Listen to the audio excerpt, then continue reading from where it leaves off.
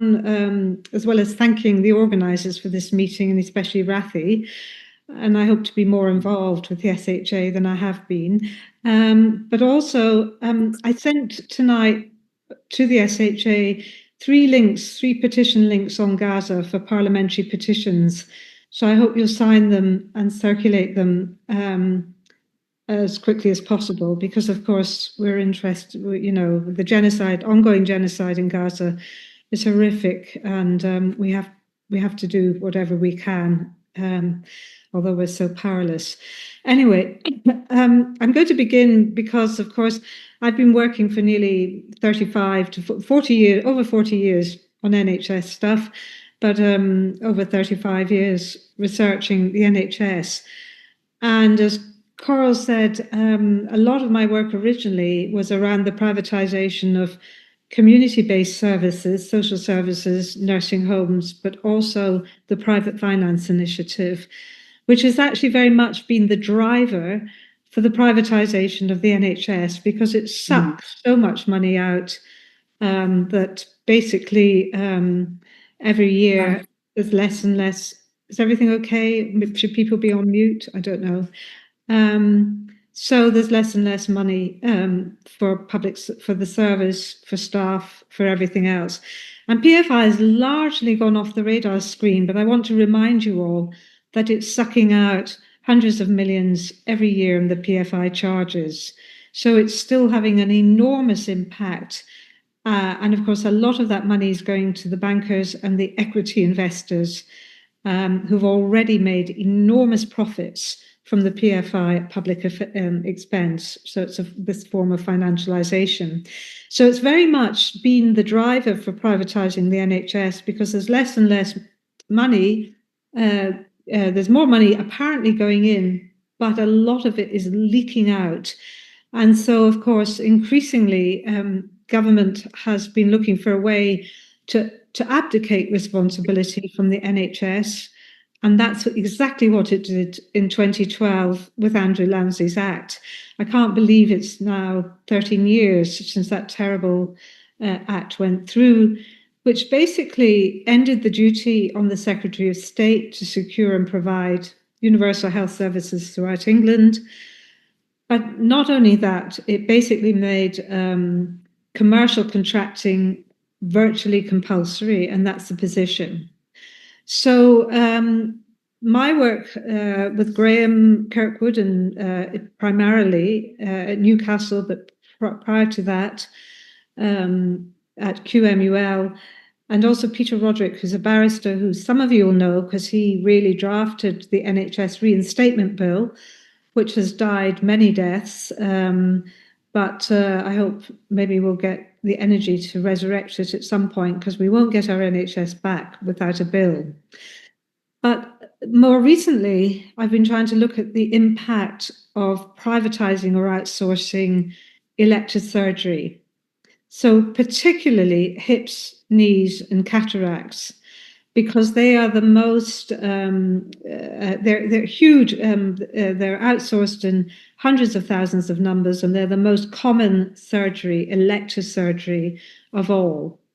So the government, as you will recall, in England, but not Scotland, England has very much gone down the outsourcing route, so that more than 60% of all surgeries, I think it might be 70% of hips, knees, and cataracts are now outsourced. So many of you, when you've been offered your treatments, will have been offered them in a private provider. And of course, Tony Blair always liked to say it didn't matter who provided the care, so long as it was publicly funded. And that was why Clause 4 was removed from the NHS very early on. So we were interested to know, well, what is the effect of private sector expansion? Because we've told all along that it's additive, it's additional, it brings in new beds, new services on top of what the NHS is already providing. So that's what we're constantly told, even though, as you all know, it's the same consultants, many of the same staff that are actually working in both sectors. So the consultants now being doing the private NHS funded work in the private sector or in private beds in the NHS are actually being dual funded. They'll be supplementing their NHS income with extra income that's paid for from the NHS. So we were looking then at the effect of private sector expansion and particularly the inequalities, because the NHS does have a duty to reduce inequalities. And we looked at over 20 years, and we had to use 2019 as our cutoff because, of course, COVID came, and that changed everything because it was basically the only surgery that was happening, interestingly enough, was in the private sector, even though the private sector had been bought out by the NHS, and it was privately funded private care that was happening in the private sector, even though the care that was meant to be provided in the NHS had said it had bought up all the capacity in the private sector during COVID. And that's another scandal that really needs to be exposed. This work is difficult because we're using what's called routine data. We're using all the patient data, but we have to pay for it.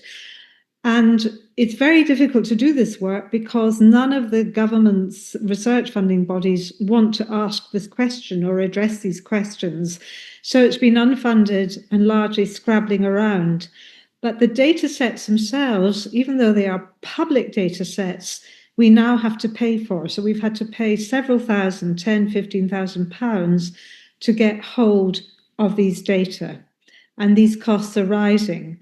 So even though these are public data on publicly funded patients, we are now charged for the data, which we weren't 15, 20 years ago. So I'm going to go, maybe you could show the next slide. And I don't want to spend too long, but basically, in the previous slide, I've put a link to 3 of our published papers, which are on the website. And I'm also going to show you some work from 2 unpublished papers. So these are the links, but it's on my website, and you'll see it's very, very easy to find under the research. So next slide. So these are the timelines and milestones. Many of you, 1997 was a real time of hope. And we had the NHS plan, and Frank Dobson was trying to keep the private sector at bay, if you remember, but he was ousted very quickly, and Alan Milburn came in, and Alan Milburn was basically a privateer of the first order, not only pushing through PFI, but also these things called independent sector treatment centres, where large companies were brought in over time and given contracts, and that money was top sliced by the Department of Health and these were the first ones in 2003. And it was under the rubric of patient choice. Oh, it's good for patients to be able to choose if they want the public or private sector. Of course, basically, it wasn't patient choice. It was private sector choice, because they could choose which patients they wanted to treat. And of course, they didn't want to treat. In the contracts, they were allowed they had to exclude patients who were very sick with comorbidities, who might need intensive care. So, and that was because, of course, the private sector doesn't do these things. It doesn't provide intensive care on the whole. And then over time, that was expanded and it was rolled out nationally, so that over time, any hospital provider that met the NHS standards and trust could actually compete for these contracts and provide the care. So by the end of 2009, there were now 39 surgical independent sector treatment centres run by South African companies like Netcare. A whole host of private companies were running them. So the next slide. So please. So we were very mindful that Parliament actually imposed duties on the government to reduce health inequalities. I very much doubt that any clinical commissioning group, as it was then, actually paid any attention to that at all. Because if they did, they would be doing the sort of data analysis that we are doing, but it was never done. So we wanted to look at the impact on inequalities of government policies which required, and remember, it required the NHS to outsource elective surgery to the private sector. Contracting was now compulsory after 2012, or virtually compulsory. Next slide, please. So in this slide, we looked at all the admissions, tens of thousands of admissions for hips and knees, well, over 100,000. Having hip and knee elective surgery, that means routine surgery, and by the deprived populations in 3 time periods: before privatisation, between 1997 and 2002-3, following private outsourcing with the Independent Sector Treatment Centre, and then after the huge expansion of choice from 2007-8 to over 10 years.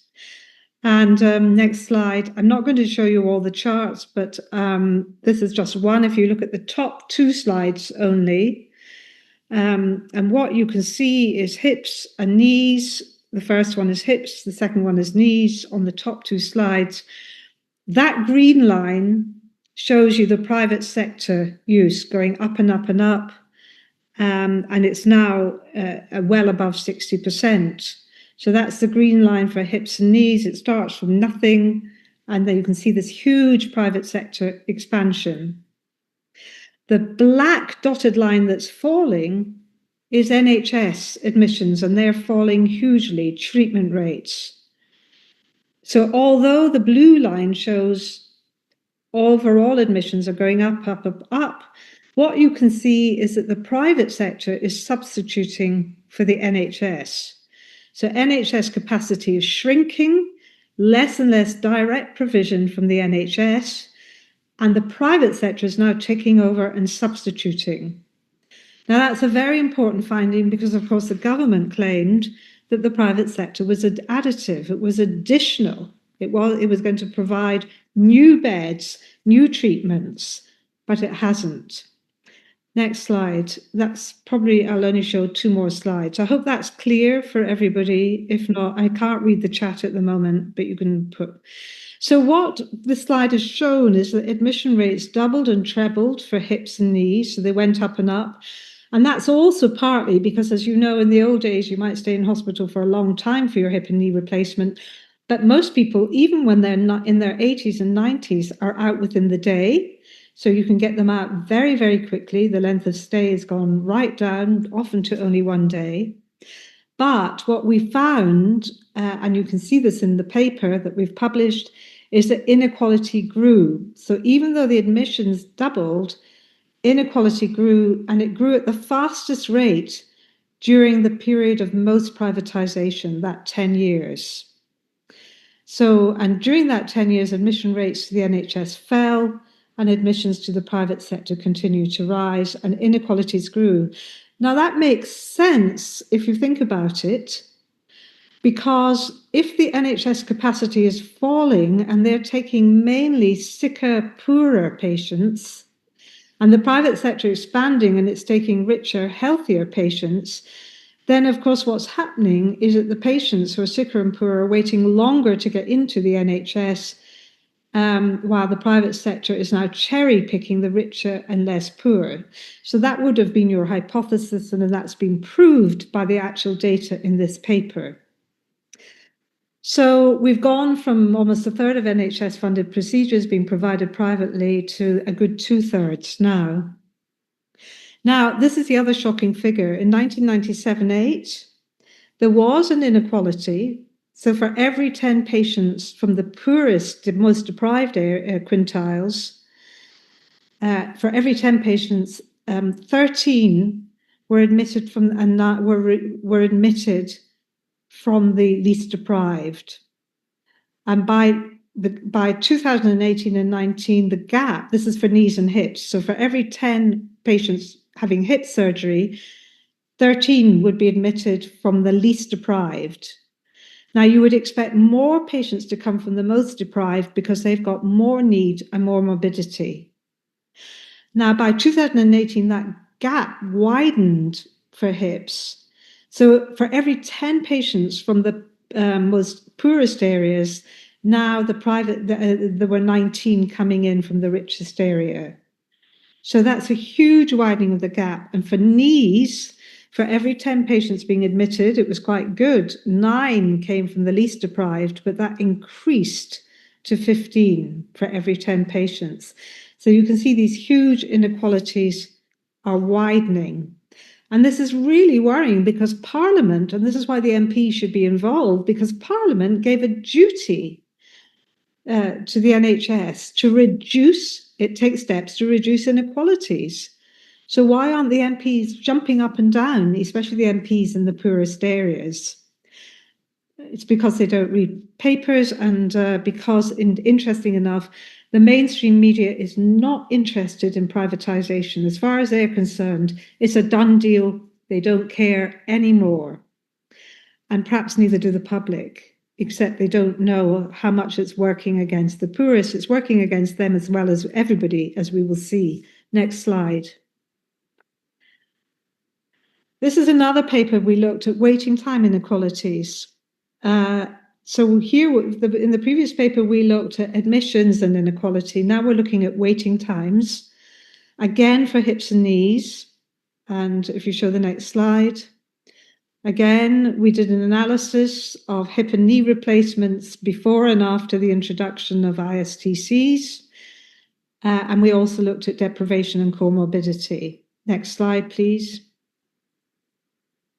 Now, what we found this time, again, as you know from the previous research, admission rates doubled. But what was interesting was when there were hardly any patients going to the private sector, waiting times more than halved.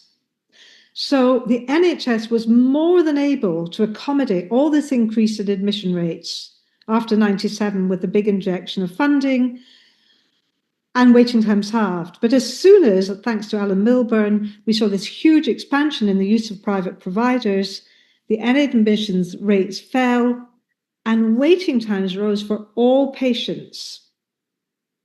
Now, what's worrying is, as you would expect, is waiting times for private providers, and remember they're treating mainly richer patients, were half those for the NHS, whereas the poorest 20%, who are mainly going to the NHS, were waiting longer, and that was a direct effect now of admission rates falling in the NHS.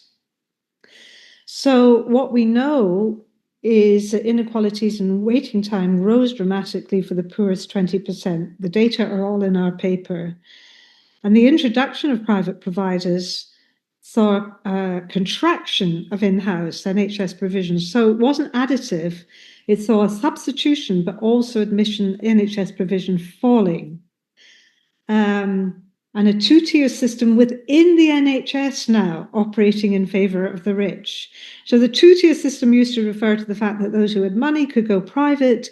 Now we've got a two-tier system working within the NHS operating in favour of the rich.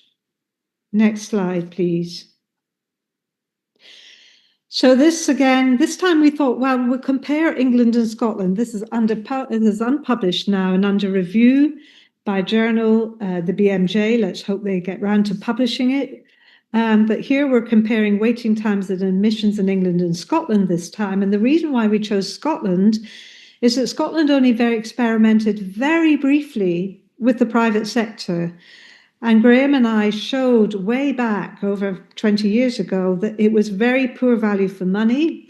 So Nicola Sturgeon and the SNP decided they would stop all outsourcing of the elective surgery and bring everything into the NHS, even buying up a private hospital, the Golden Jubilee Hospital, and converting it to an NHS hospital. So the next slide, again, I'm just going to summarise our findings. We looked again at waiting time list policies, this time comparing England and Scotland, looking at hip and knee replacement. And the next slide. What we found is that admission rates rose both in England and in Scotland, not quite as fast in Scotland, but they were at a higher place. And Scotland managed to achieve all of this over this 20-year period, 22, without using the private sector. and it also decreased waiting times. Whereas a two-tier system, as we know, has been operating in favour of the rich within the NHS since 2003, and NHS patients going to the private sector who tend to be richer are experiencing lower waiting times. Meanwhile, inequalities in admissions have increased in England at 2.5 times the rate of Scotland, much, much faster. So not only did Scotland achieve its increase in admissions and decrease in waiting times without using the private sector, it did not see this dramatic increase in inequalities. Nor did it lose its NHS in-house capacity, unlike England. Next slide. And we do the same here for cataract surgery, which is huge now and is busy destabilizing hospitals all over the country and destabilizing eye services as well, because all sorts of small companies have cataract surgery is quick, easy to do. So lots and lots of small independent private clinics have set up all over the country, and they're taking more and more and more of the cataract work, and that's having a devastating effect on the trainees. And you will have seen the work by David Rowland looking at the profits that the cataract surgery makes, the big providers. It's all part of the story. Next slide, please. This again is unpublished work under review, where we again looked at waiting times and inequalities. Next slide, please. And I'll just conclude. Again, England and Scotland, admission rates more than doubled, and that again is because cataract surgery has become much easier to do. But Scotland increased it without using the private sector, unlike England. Waiting times were much longer in England than in Scotland for cataract surgery, and that's probably because there was so much more private practice in England than Scotland. And then there's evidence of increasing inequality in England with age, and it's moving, though, in a pro-rich direction in both countries. So what we can see again is a similar sort of story in England for cataracts. So this is pretty important work. We haven't done the most recent because it was complicated by the 3 or 4 years of COVID. And now we've got this backlog, and now we've got the Labour government's complete commitment to using the private sector to so-called clear the backlog. But of course, that has all sorts of complications. And what I haven't gone into here is the way in which it destabilizes the rest of the eye services, because there's a lot of complex conditions, uveitis, diabetic eye disease, maculopathies, eye cancers, where treatment isn't just a one-off. It's not like cataract surgery, quick and easy. Basically, people have to come back time and time again. And so what the effect is of not having the cataract surgery is it's affecting training, and it's also affecting the ability to provide comprehensive eye services in NHS hospitals which provide the full gamut of eyes. And that's been a major concern for the ophthalmic surgeons. Next slide, please. So what we're saying is that, next slide, please, we're basically calling for the same. I'll put the next slide up because it's a similar sort of thing. We're saying that Scotland achieved its cataracts admission rates without using the private sector. Meanwhile, England has frozen all the NHS capacity, and all the expansion is happening in the private sector. There's an association with an increase in inequality, and as with hips and knees, an increase in overall waiting times, and it's had a devastating impact on eye services. And the ophthalmic surgeons have been warning about this impact, as of the hip and knee surgeons, for over 20 years. But our politicians and policymakers, starting with Alan Milburn, have chosen to ignore it, presumably because they're hoping for lucrative positions after they leave Parliament. Next slide, please. So what we can see in England is the private sector is substituting for and not adding to NHS capacity. Indeed, NHS capacity, direct in-house provision, is withering away. It's just disappearing. And so too will the staff that go with it. Meanwhile, inequalities are increasing, and that's driven or associated by private sector contracting. And we are calling for a moratorium, parliamentary inquiries, audit reviews. The National Audit Office should be looking at this. There should be a moratorium on all further outsourcing in England. The parliamentary select committees, everybody seems to be deaf to the effect and impact of privatisation. And as a policy, the NHS must now get rid of a lot of its legislation and rebuild in-house capacity and provision instead of outsourcing care. I've given you, I know that I was asked to speak just for 15 minutes, and I've probably gone over slightly, so I'm apologizing for that.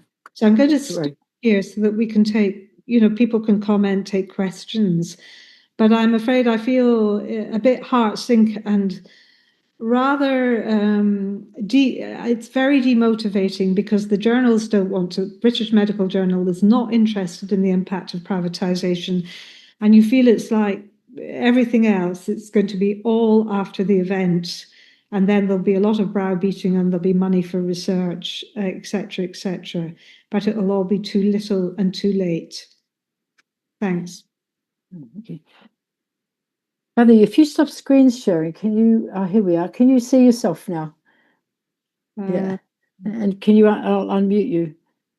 Yeah, thanks so much, Allyson. Yeah, okay. Yeah, please don't feel curtailed in any way. Please, like we're all here to hear your thoughts. So if there's more you'd like to say, we certainly don't want to cut you off.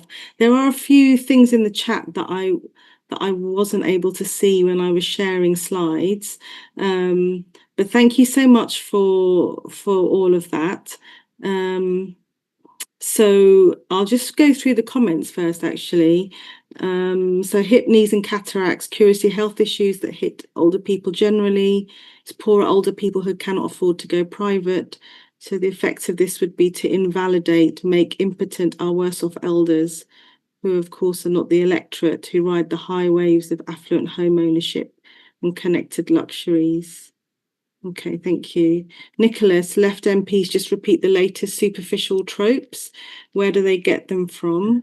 There is a point around, I mean, the current government is not really left MPs, but like language that sounds like one thing when it's actually doing the opposite, which is quite interesting. We need to learn to be able to read underneath what they're saying. So this is an interesting point to your last point. So in Cambridgeshire and Peterborough ICB, cataract surgery funding is to be capped, re NHS secondary care and NHS contacts with the private sector. I've also heard of potentially some eye services being potentially closed as a result of the NHS services under threat because of the the low volume. Can you hear me? Sorry. Yeah, I can. Yeah. So I know that in Oxford, they can't fill some of the theatres, and the same in some parts of London. Hilary, maybe you'd like to comment on this, because it sounds like you've got some expert knowledge on this, the Cambridgeshire and Peterborough situation. What we need is people to do a roundup of what's happening around the country. Yes, can you hear me? Yes, yeah. Thanks. I'll keep my video off. Sorry about that. Cambridge KOMP meet very regularly with the CEO of Cambridge and Peterborough ICB. We requested these meetings, and we also meet regularly with the CEO Addenbrooke's and the Chief Operating Officer and the Chair of the Addenbrooke's board, again, at our request. And we're very, very concerned about cataract surgery and the risks to the secondary care for more just as you've outlined, Allyson, with the because there isn't going to be cross subsidization of more expensive chronic treatments for eye disease is going to be compromised. And we've been we're very familiar with David Rowland's report. We've been bringing this up at every meeting with Addenbrooke's and with the ICB for a long time now. It didn't seem to make sense. We couldn't get a sensible answer out of Jan Thomas, the CEO of the ICB, as to why the funding is going to be capped when there's still a lot of need for cataract surgery. So I don't know whether, Allyson, you've got any ideas as to why that could be happening. We're going to go back to her again and ask for an explanation. But I'd be very careful, because, Hilary, cataract surgery is now taking, I think, about half of all the ophthalmic funding. And there is an issue that there may be oversupply going on because of the private sector, because the thresholds for doing cataract surgery have fallen considerably. And so there's a real concern now being raised that cataract surgery, there's being over-treatment is going on, and there's too much money being diverted into cataracts. So I think this focus should be on not putting the contracts into the private sector for cataracts, stop outsourcing, and to make sure that you've got a sustainable, healthy eye department. Because eyes are much more than cataracts, much more than cataracts. Well, exactly. So I think having a focus on cataract surgery funding being cut is the wrong approach. I think you need to, talk to the ophthalmic director and really get a feel for what's actually happening. Yes, we're very familiar with that. We think also the optometrists are not being honest with patients about their cataract surgery. They're referring them to the private sector when in fact it could wait. They're not telling them that they're just not telling them that they can go to Addenbrooke's instead, or they go on the waiting list. And if they do, they poo-poo it and say the waiting list is far too long, or they wouldn't accept you on the waiting list. But here's this private clinic, and we've got 2 in Cambridge who can do it within 4 weeks, and all sorts of things, all sorts of shenanigans going on.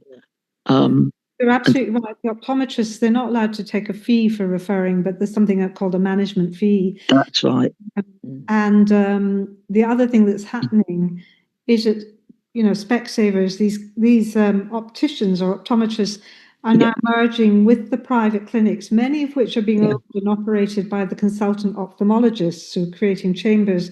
So you've got what's called vertical integration going on between the optometrist and the private surgical clinic. And the only way of stopping that is to stop choice and to put things back into the NHS. Yes. It can be stopped. It doesn't happen in Scotland in this way, so it can be stopped. New Medica is owned by Specsavers, so Specsavers optometrists refer to New Medica all the time. We've challenged. We just need to move on. Okay, move on. Thank you very much. We're on the case, Allyson. It's very difficult to get people to be honest about this, but we'll plod on with it. Thank you. Fantastic, thank you, John, and then Norma. Can you unmute, John? You're producing that we all need to know about.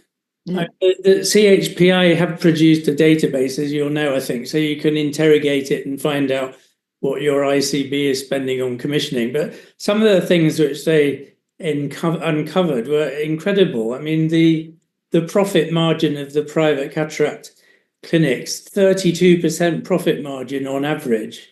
And I think, was it 164 million in a year going out to service the debts of the money that the private equity companies had borrowed in order to buy or set up the companies in the first place.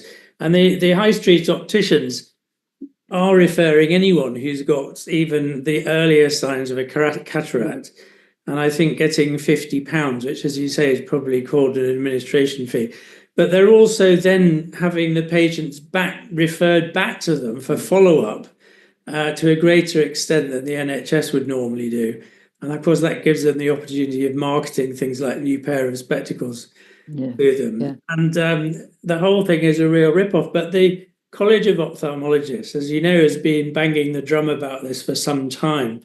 And there was even a debate in Westminster about it that Margaret Greenwood organised, but the government are not really interested. And the CHPI also showed up these huge conflicts of interest. The fact that many of the ophthalmologists are doing the surgery actually own shares in the companies and or lease equipment to the companies for use in the operations, but rarely mention this conflict of interest. So it is hugely depressing, and I think we just have to keep banging on about it. And I'm going to be involved with a meeting with MPs, although I don't know who will come in a few weeks' time, explaining this kind of problem to them that's going on, and that this is absolutely privatisation. Of course, one of the problems is that Labour don't regard private cataract paying the private sector to do work as being privatisation. As you know, they say it's NHS, and that's why they never refer to the NHS as being a publicly provided service any longer. Anyway, I've gone on too long, but thank you. No, that's fine. Fantastic. Thank you. Great to hear you. Yeah. Norma? Thanks. Thank you very much, Allyson. That was very informative and quite shocking to me, I have to say. I wanted to ask a wider question, really, about the NHS and a particular aspect of it, really relating to the new hospitals programme. I mean, you've given three really, with knees as well as hips, really good examples of how the use of the private sector is shrinking the capacity in the NHS. I'm coming at it from perspective of where I live in Waltham Forest. We've had a campaign about we were going to get a new hospital, we were going to get a new Whipps Cross, and we knew that it was going to be built with fewer beds than it had before. So that was our campaign. It was all about keeping all the services. But now, as you know, the new hospital, the first hospitals that were going to be built in the new hospitals programme, that's been abandoned, with the Secretary of State saying there was no money and we didn't know. But they clearly did know, because it was public, in the public domain, that the new hospitals programme hadn't been funded by the Conservative government, the National Audit Commission and the Public Accounts Committee.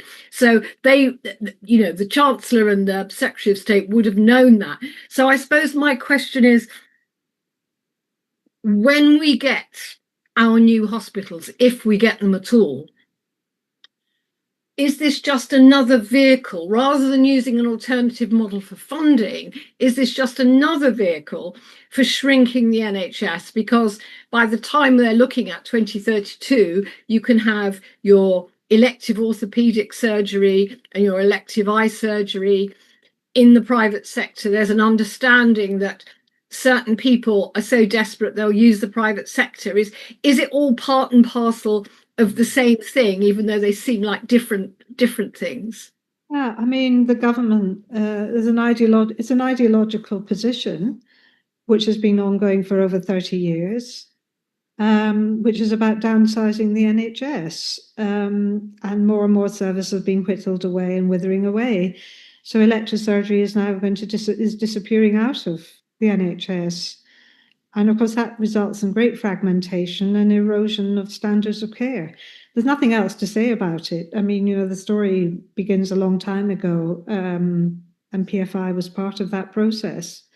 So I'm afraid, and until you get a health minister that hasn't got that ideological position, it's not going to change. Sorry, there's somebody on mute or not on mute? Thank you. Jack Nielsen, can you unmute, please, Jack?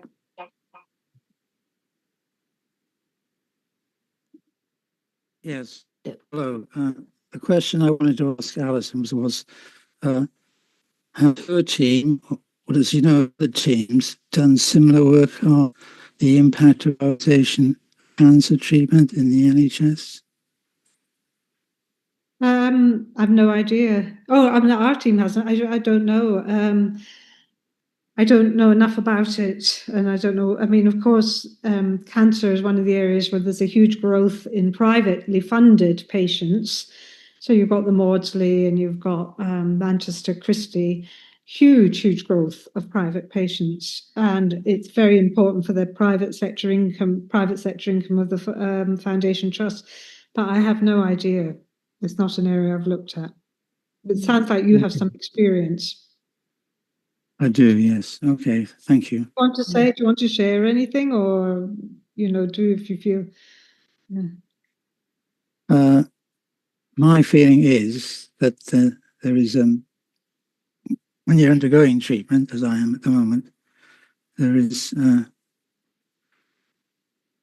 it's not voiced, but there is an implicit suggestion that you may want to look at turning to the private sector to speed up your access to treatment, or to give you access to other treatments which are not available on the NHS. That's my personal experience, anyway. Yeah. That fits in with the government drive, doesn't it? Unfortunately, and if people suffer through that. Yeah. Jamie next, and then Mark Howell. Hi, can you hear me? Hi, Allyson. Yeah. Thank you. I've read over your paper when it was produced in the article from KOMP. I mean, it is horrifying, but it's what we suspected. So I think it's having that concrete material to take it to people. I'm just sharing in the chat. So I'm part of Cumbria branch actually. So I'm joining you from Cumbria.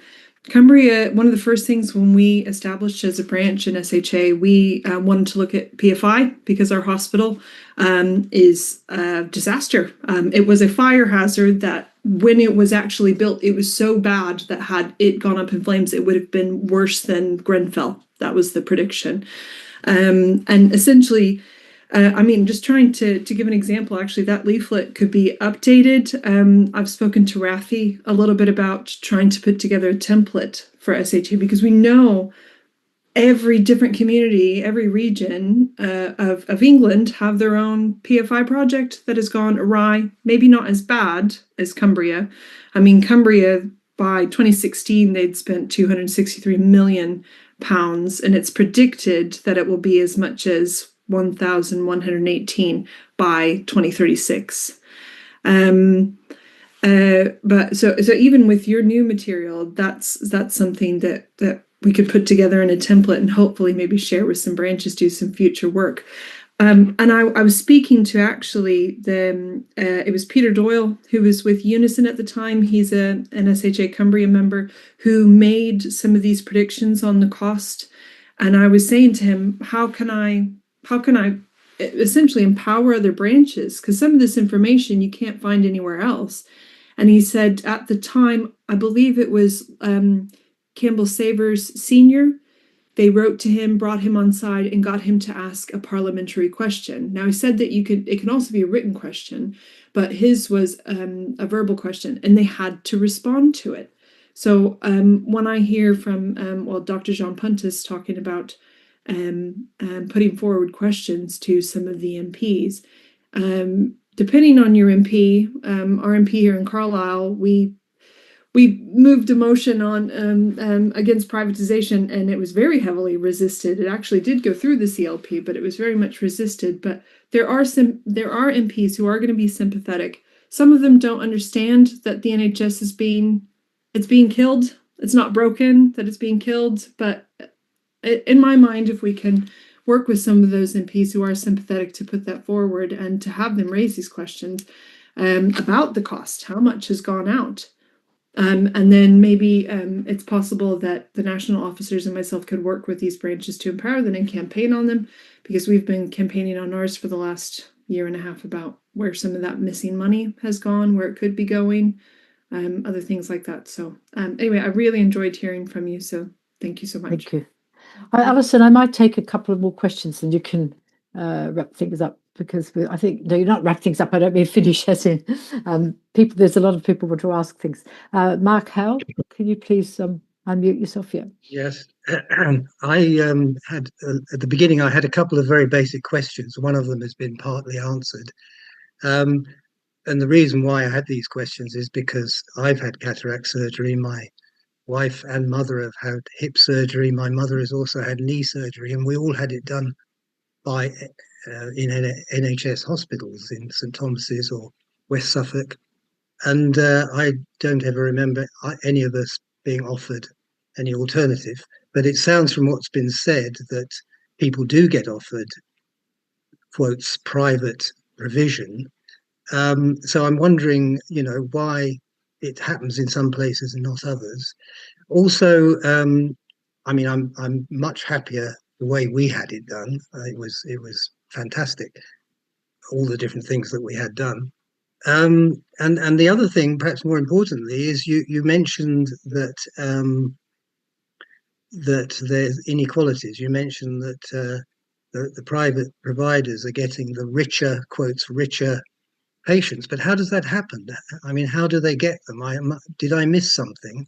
I mean, is it that the doctors are only referring rich patients to the private providers? How does that work?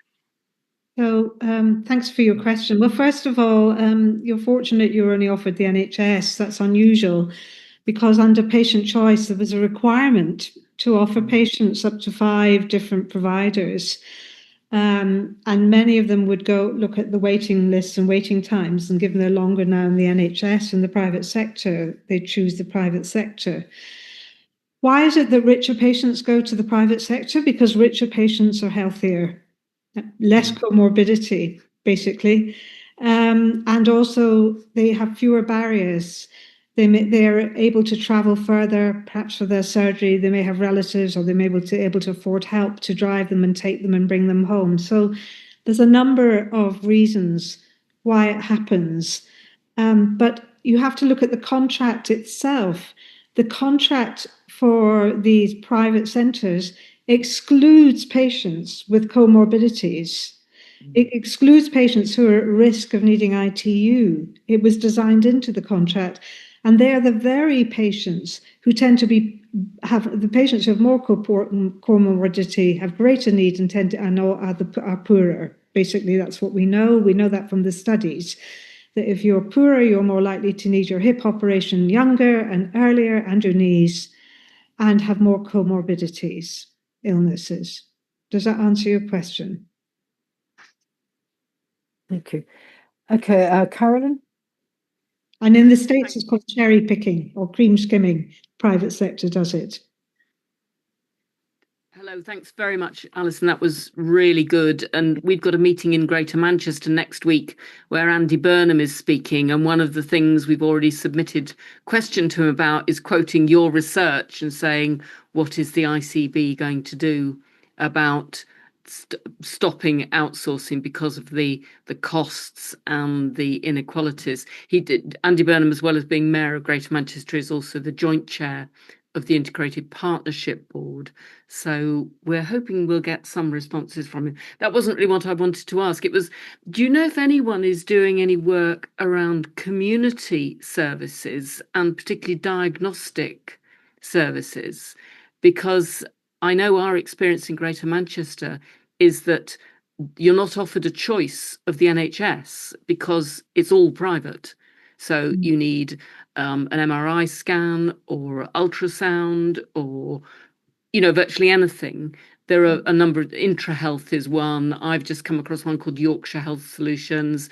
There are a number of private diagnostic companies. There doesn't appear to be any diagnostic that's being done by the NHS. We're certainly not offered it. So that's not actually for inpatient or elective. It's for community-based services. Dermatology is another one. Orthopedics and podiatry is another one. So there is a massive amount that's been privatized where there's no choice in inverted commas, but also it's quite hard to get information about it. And I just wondered if you knew if anybody is doing research on those areas. I don't. And the big problem is that there's such pressure on researchers to bring in grant funding. You're deemed useless and a non-performer I mean, I had this conversation. My head of my medical faculty called me in to tell me I was useless and a non-performer because I wasn't bringing in big grants. You can imagine if you're in your 30s or 40s, what impact that has. So, and there's the constant fear then of being made redundant. So basically, people are not doing this research, and then funding bodies are not asking these sorts of questions. I mean, it's a disgrace that there's only 2 people doing this work. Me and, the other person who's doing really good work is at the North East Midlands ICB. There is a group, Stephen White, I can send you, who's also doing very good work. But this is generally unfunded, and of course, people have their salaries paid. And once I stop working, then this work will just stop completely. So I don't know. And the unions have been absolutely hopeless. They haven't been on the case, and unions should be funding this sort of work. They do in Scandinavia, for example.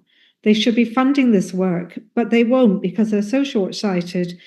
And they don't realise that the more you outsource your services, of course, the more the staff are outsourced and the more their terms and conditions are undermined. And I'm going in hard on Labour and the unions actually on this. I mean, I've had decades of disappointment with the unions, apart from a short period with Unison where they had 1 or 2 really imaginative people. And of course, PFI was a big struggle because that was the first big privatising, outsourcing of workers. So, sorry about this. I'll just put this off. Yeah. So I think, there needs to be a multi-pronged, it's not just the parliamentarians, but it's this whole research climate.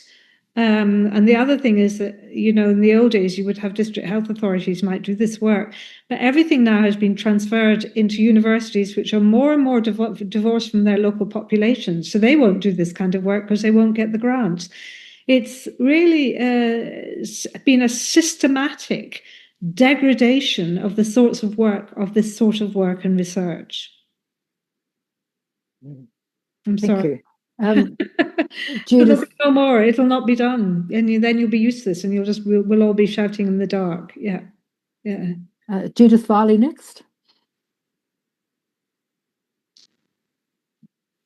Thank you.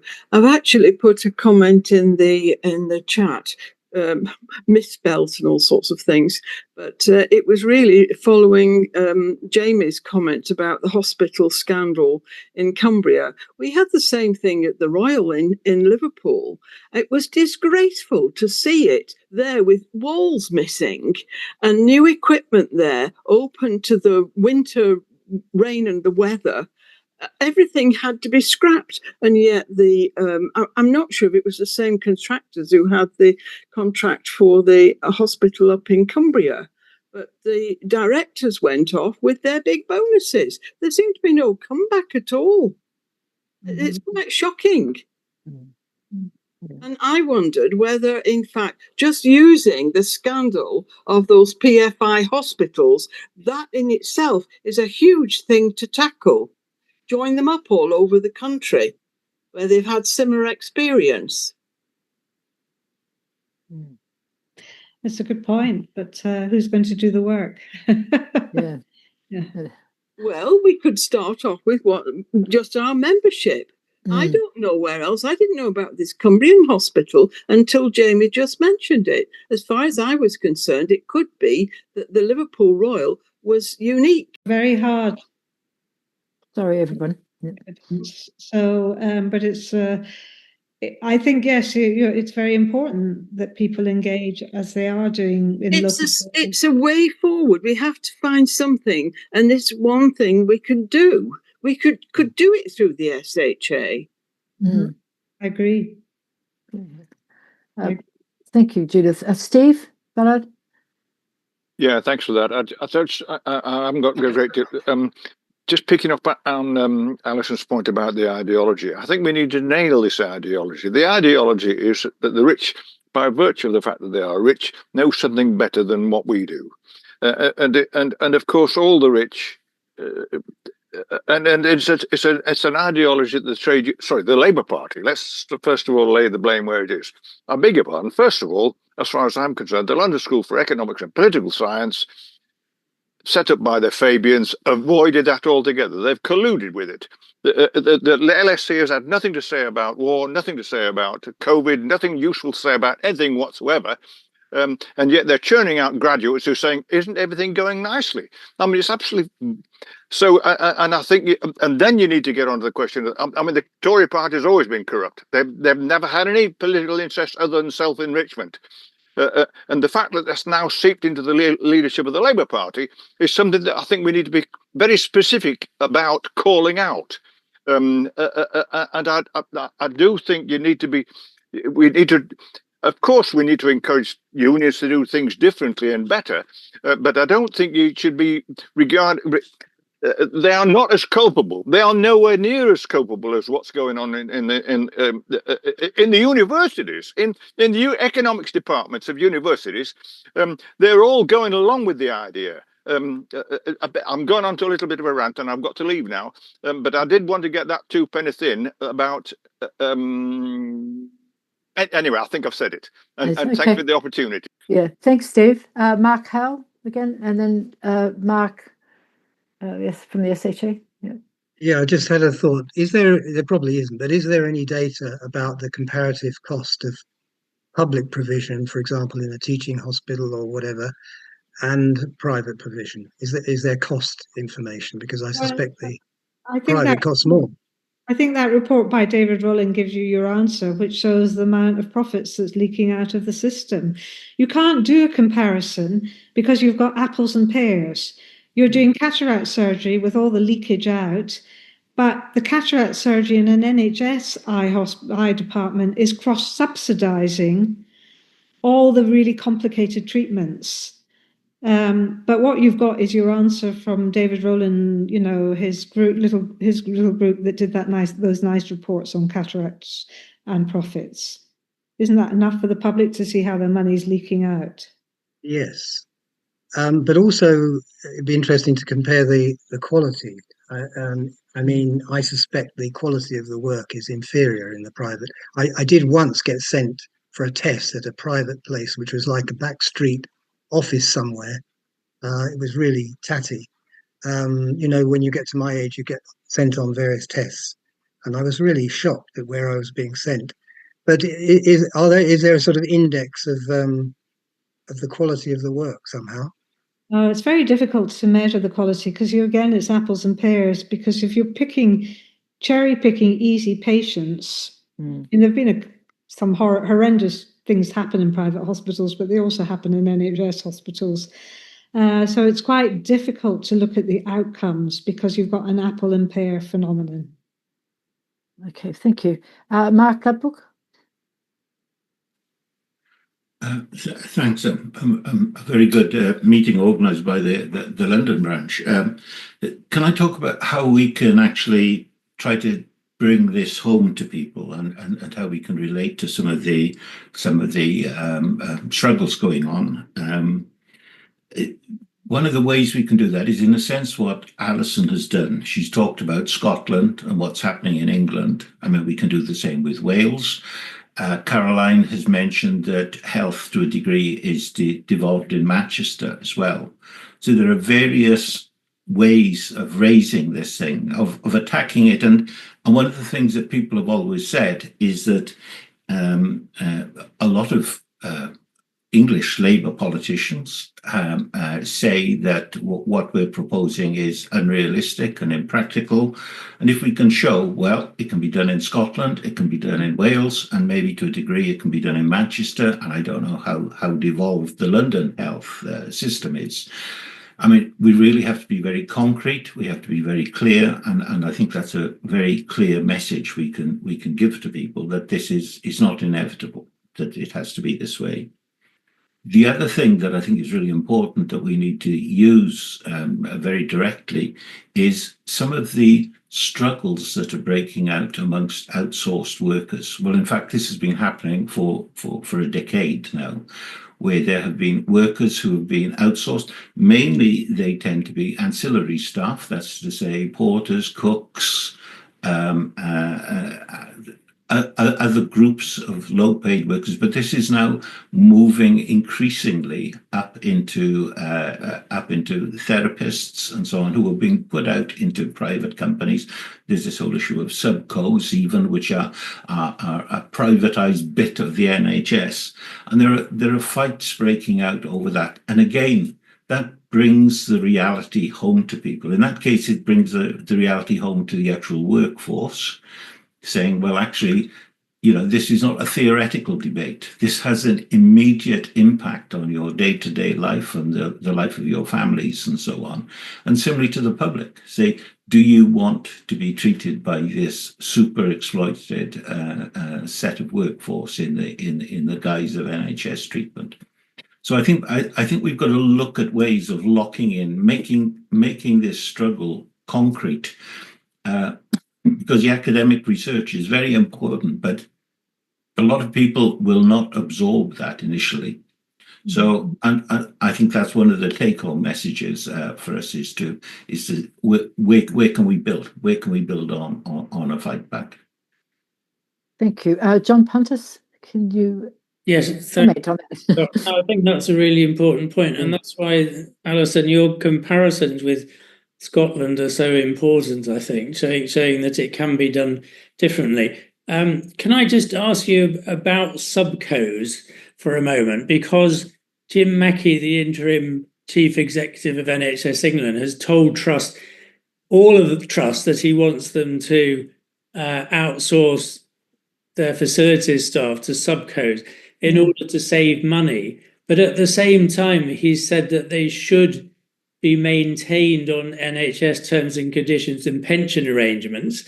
And the Treasury has said it wanted to close the VAT loophole through which in the past subcos didn't pay VAT in the way that the NHS did. So it's not very clear how he envisages that subcos will save money, or if in fact there is some other thinking that's going on in terms of potential advantages of subcos. And do you have any thoughts about that, Allyson? Well, it's quite clear to me, just as with PFI, the people who are transferred to a subco retain their terms and conditions, TUPE, but the new people have completely different terms and conditions.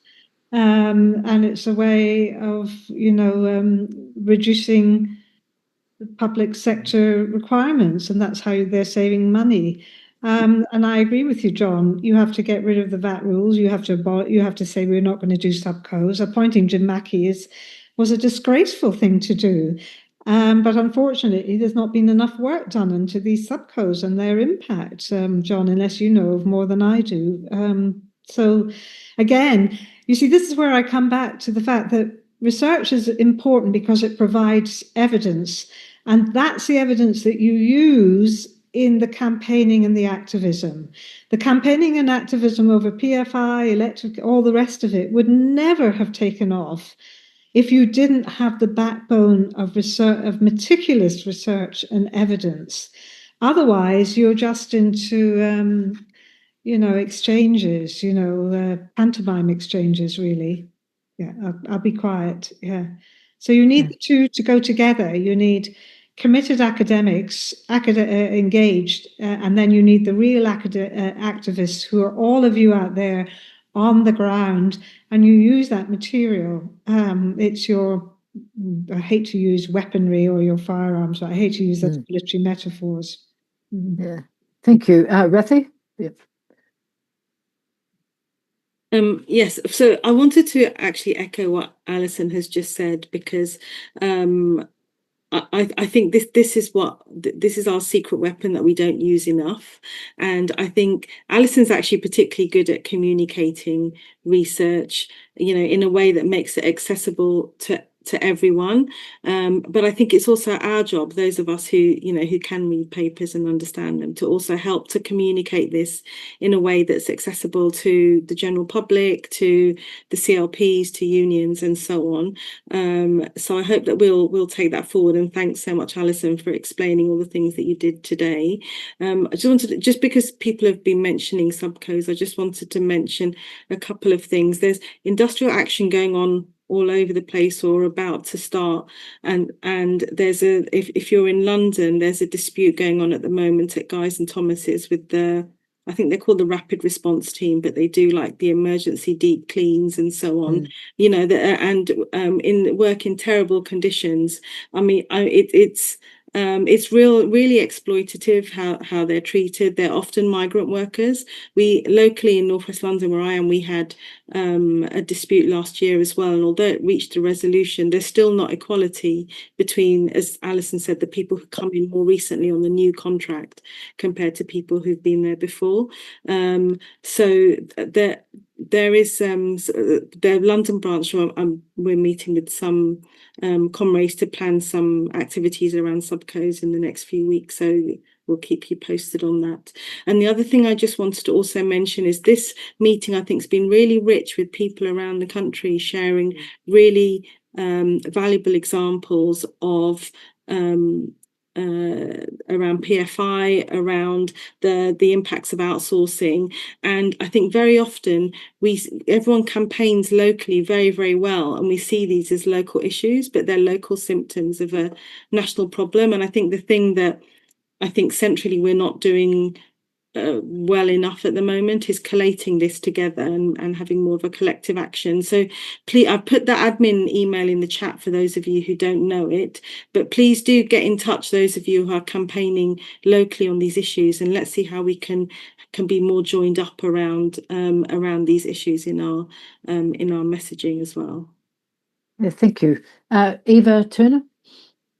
I came late, so I'm terribly sorry if this has already been answered. I wanted to ask Allyson whether you think, as all the hospitals have now been postponed by 10, all the new hospital programs been postponed by 10 years, and there's not going to be money, what is the danger of another form of PFI for the new hospitals? Do you have any view about that? I'm sure the problem with PFI is that it put a lot of information into the public domain. So it's much easier for the government just to privatise things and put contracts out and let the private hospitals build the new hospitals and just pour the money in from the NHS. It's much easier, it's less transparent. At least with PFI, there had to be a lot of transparency. So you won't get the new hospitals, you'll get more closures of what remains, and then the private sector taking over, building more and more, but money at huge costs ultimately. That's the way it's going to go. Thank you. Stuart, next, and then Carolyn. Oh, hello. My name's Stuart Richardson. I'm sorry, missed much of the meeting, but I'm from Birmingham, keep NHS Public, and I've put in the chat my contact details because we're very interested in getting a speaker for a public meeting we are planning in September about the crisis in the NHS. The other angle we would sort of be interested in is obviously reform have broken for the British political consensus in saying we're not in favour of a state-financed NHS. Whether somebody who's a bit knowledgeable on that could speak, but we'd like somebody to come in person if possible. Although I know Allyson lives in Scotland, I mean that might have to facilitate that, but it'd be very interesting somebody to come and give us a broad perspective on the crisis in the NHS. Well, I think Keep Our NHS, Tony Sullivan could help you from Keep Our NHS Public, John at London Health Emergency. I think some of the campaign, the central campaign groups could put SHA, Alex Scott Samuel and people, Rathi. I think you've got a lot of expertise nationally and locally that you could put something together yourselves, I'm sure. Yeah, thank you. Carolyn? This is a bit of a tangent, but I just wanted to bring some good news for those of you who have heard about the mental health strike in Greater Manchester that's been going on since, well, it's been going on for years really, but they've been taking intermittent strike action since last October. They have actually just settled the dispute. They're getting, I think, 750,000 this financial year, 1 million recurrent thereafter, which will pay for about 21 extra staff. The early intervention in psychosis team, so they're quite a relatively small team, but do quite intensive work with people with severe mental health problems. And their argument is that they keep people out of hospital, which they do. And to some extent, it's an anti-privatisation strike. It's been because, of course, a lot of the beds when people are hospitalised are actually provided by the private sector in mental health and away from where people live. So in a sense, they're winning getting some more staff, which means they may help to prevent people having to use private hospitals, is a bit of a blow against privatisation as well. And what it shows is that strikes do work. So I hope it will be a beacon for other places which have either contemplating strike action. I know that in Dorset, they're campaigning against a subco there. I know the ESNEF people didn't win their strike against being outsourced. But I think we need to be trumpeting the good news stories as much as we can so that people can actually learn from each other about what can work and how they organised. So sorry, it was a bit of a tangent, but I just wanted to take that opportunity. Thank you. Brilliant, absolutely. Yeah. So there's no more questions. Rather, do you want to say anything before Allyson kind of finishes? I mean, I think I made a few points. I think my main point is let's try and turn this. This has been really brilliant session and really good energy. Let's try and turn it into some positive actions, and let's all stay connected and continue the discussion. And thanks so much, Allyson. Yeah, thank you. Tony? So could I just come in to thank Coral for putting up the poster in the chat for the demonstration on the 7th of June, as well as, of course, thanking Allyson for the very good and the discussion for the very good meeting. But the People's Assembly have organised a meeting on the 7th of June. It's much wider than the NHS. It's it's against austerity 2.0, i.e. Labour's austerity. But we are trying to organise, well, we are organising a health block, we being our SOS NHS coalition, including the SHA and Keep Our NHS Public. And although it might be difficult to have a very big presence, it would be very good to have some of the people here who've spoken very well to come along with banners, Keep Our NHS Public banners, SHA banners, to show that the NHS is in real crisis and there's lots of people going to fight for it. And as Caroline has said, there are some victories around the country, either outright victories or postponing defeats by people fighting for the NHS. So the struggle isn't over yet. And although there's been some quite caustic comments about unions that have got millions of members in them, and some of them are fighting really hard for the right thing on the NHS, including the East Suffolk and ESNEF and North Essex Trust, where those unison workers fought really, really hard for 6 months. And they were let down, but they also showed us the way forward. So please do consider coming to London on the 7th of June. Thank you. Thank you. Allyson, would you like to say anything? No, I don't feel defeated. We all feel enlivened. No, I think you all. We all feel empowered now. I'm really, really heartened by the fact that so many people joined this Zoom. So that tells me there's still a lot of passion and commitment to the NHS. I mean, I know we're all in the sort of 6th or 7th decade, most of us, but, you know, 5th, 6th or 7th. But nevertheless, I think it's really heartening. I just,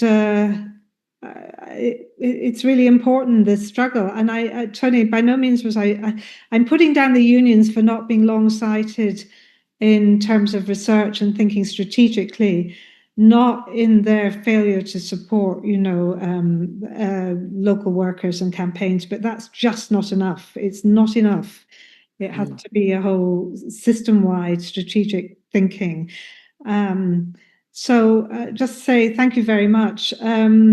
I think the research that I'm doing is coming to an end really by the end of this year. So I hope you'll manage to find others. I don't know. I've certainly struggled in my last decade to find people who want to do this kind of research for the reasons I've given. And it's all tied in together. But anyway, I take great heart from you all being here, and thank you very much indeed for coming and joining us today. And please get the message of those papers out. It's really important. They've been sitting there. The medium hasn't picked them up. They just, they sink without trace. So you really have to carry the messages that I've given you with you when you go into your discussions. Yeah, thank you. We've got Tony, Anthony, have you got a quick question that we've got to let Allyson go sometime? Sorry, I was going to, now that ESNEF has been referred to, the Unison members at Colchester Hospital and elsewhere in Suffolk were absolutely brilliant.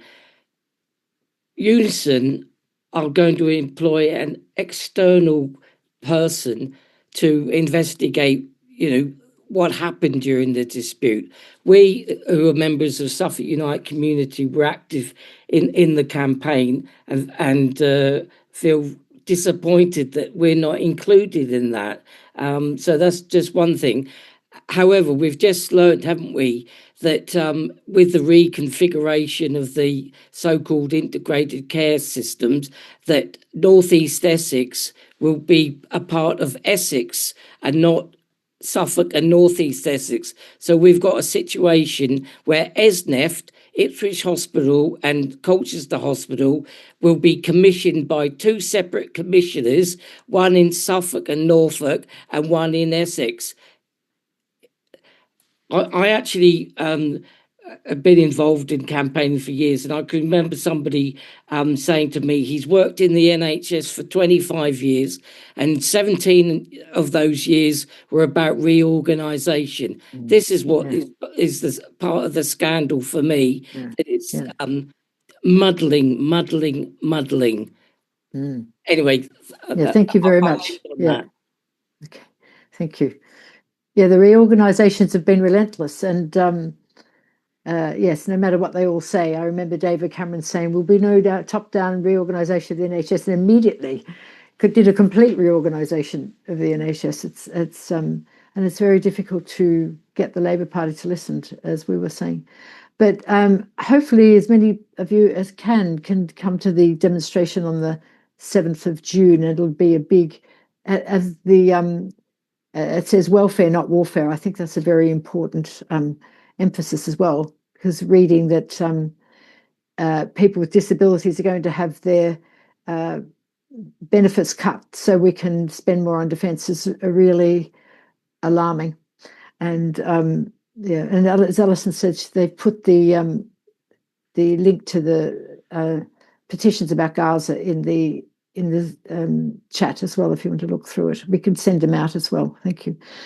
So thank you very much, everyone, for coming, and thank you, Allyson, as ever. It was, I thought, oh, well, I know all this stuff, but actually I don't, and it's really enlightening to listen to you, and some of the conclusions that you drew with 3 simple points on them, that is the way we have to get through to people, because that whole myth that, oh, it doesn't matter who supplies the services, it's fine to go private, it's all as long as it's on the NHS, is very deep, because it was pushed at people for a very long time. So that's quite something difficult for us to counter. So I thank you all very much, and thank you for Rathi for organising the meeting. It's been fantastic. Yeah, it is. Thank you.